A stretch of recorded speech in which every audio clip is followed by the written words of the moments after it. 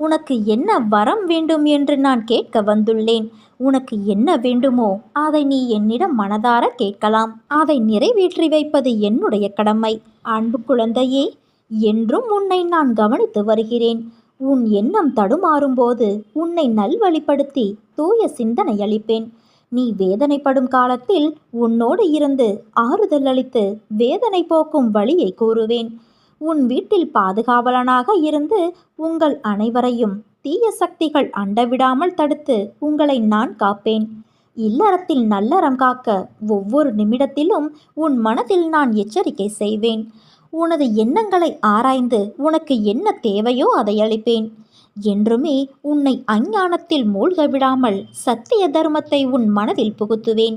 எதுவும் நிரந்தரமில்லை என்பதை உணர வைத்து எளிமையாகவும் ஏழ்மைக்கு உதவி செய்ய மனதையும் தூண்டுவேன். ஏட்டு சுரக்காய் கறிக்கு